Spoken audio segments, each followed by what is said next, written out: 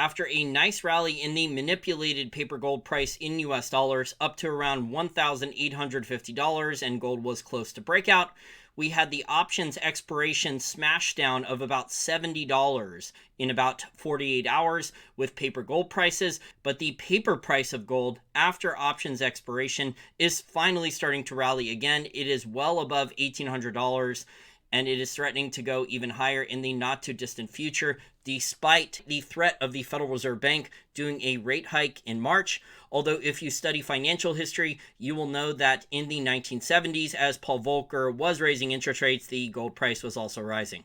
So it should not be a surprise if you have actually studied financial history, gold and silver prices were rising along with the rate hikes in the risk off and fear trade, as my friend Aaron Basil, who does This Week in Charts, also points out.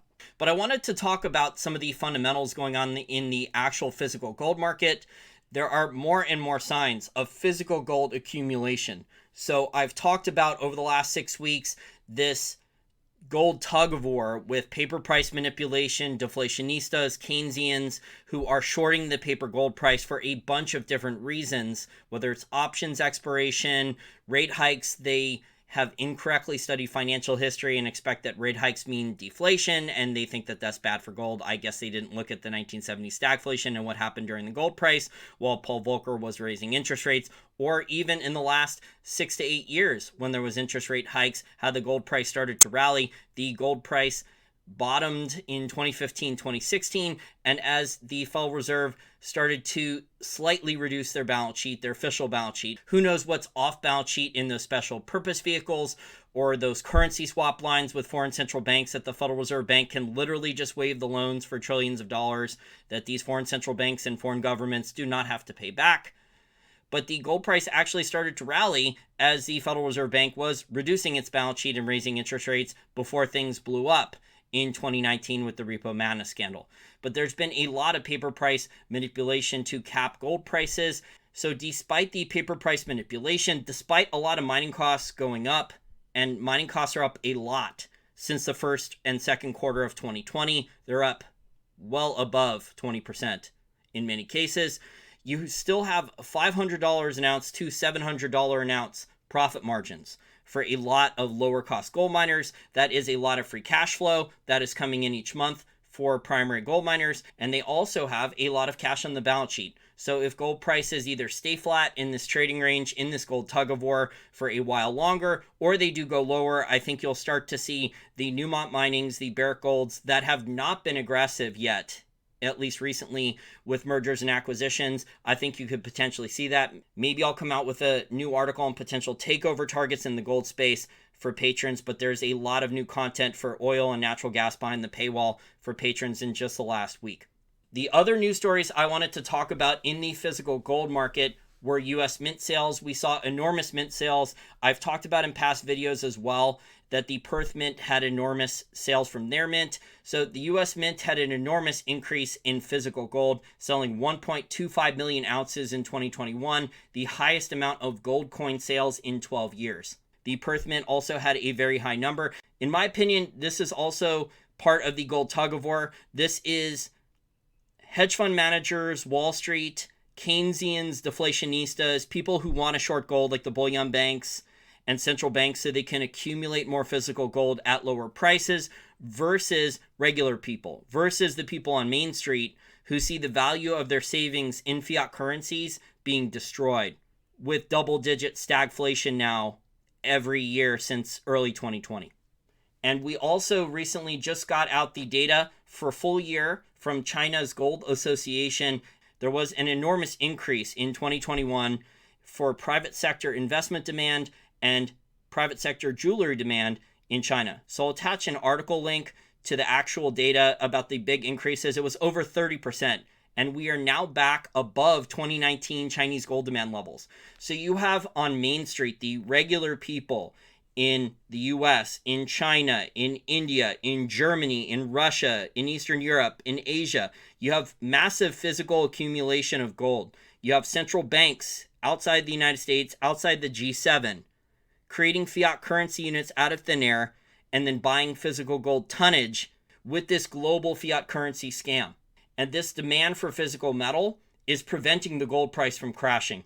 Because Bloomberg actually just ran a story in the last week or so about how there's a large gold buying whale that is buying enormous amounts of physical gold at or below the $1,800 level. Some of that could be for Basel IV. Some of that could be recycling of oil profits from oil-producing countries like Russia, Saudi Arabia, Iran, Iraq, other oil-producing countries. What a lot of these countries tend to do with their reserves, instead of holding as much paper, they tend to recycle that into gold and silver. This is actually very similar to what happened with the Hunt brothers. The Hunt brothers were actually copying the oil profit trades, recycling into physical gold and silver and exposure that the Saudis and other OPEC countries were actually doing back in the 1970s.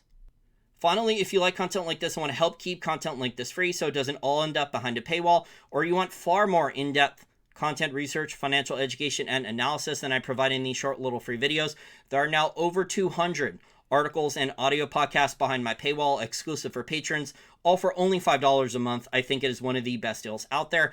And just in the last 28 or so weeks, there are now 43 new articles and audio podcasts out, including a dozen. I think it might be over a dozen. So at least a dozen new articles and audio podcasts out in the last 10 weeks. There's 2 audio podcasts out in the uranium market. And just in the last week, I have an extensive article out on the oil market, why these Keynesians, deflationistas, hedge fund managers are not doing supply and demand fundamental research on oil prices, and why the odds are very, very high in the next month or so we could see triple-digit oil. There are enormous supply-side problems for many, many commodities, but unfortunately, these Keynesians, these deflationistas, these hedge fund managers, a lot of PhDs on Wall Street, they only care about consumer demand. They only look at the demand side. They're not studying supply and demand fundamentals. Some of these commodities, especially food and energy, which are very important for life to survive, these things rely on supply and demand fundamentals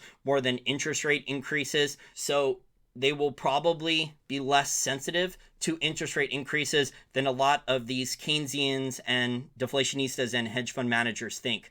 This is probably also why gold is looking like it is going to have a nice upside breakout in less than 6 months. We're probably going to see $1,900 gold, $2,000 gold in the not too distant future, as mining costs are rising a lot, and there is not a lot of incentive for miners to bring on new gold mining production with all the profit margins and the lack of the gold price rising since September of 2020, being stuck in this manipulation trading range. And again, for patrons, it is only $5 a month. I think it is one of the best deals out there, although I probably should make an inflation adjustment with what I charge per month, considering what inflation is. Since it's double digits, I should probably increase it to $6 or $7 a month in the near future. So if I could wrap up this short little video very quickly, over the last couple months, we're seeing a lot of data that physical gold demand, whether that's gold coin sales, gold bar sales, gold jewelry sales, gold investment demand from retail, from central banks, it is very, very strong. The demand levels are maintaining, they are staying very strong, or they are increasing. And we are seeing strong demand levels for physical gold from the US with gold coin sales, from China, from India, from Germany, from Russia, from Asia. Private sector demand for physical gold is strong. This has not created a big paper price spike yet, but it has prevented the paper gold price from crashing. It has kept things in the gold tug of war, but now a lot of these gold mining companies, with the increase in demand, there is going to be supply constraints, and there is not a lot of incentive for these gold miners to bring on new gold mining production, with profit margins starting to decrease by 10% or more per year, with costs, all these mining costs, all these input costs, energy, labor, materials, cost of capital, all these costs across the board are going up. So we are going to have to see a much higher gold price in the next 18 to 24 months if demand levels are going to stay at these levels or increase. And the same goes for silver.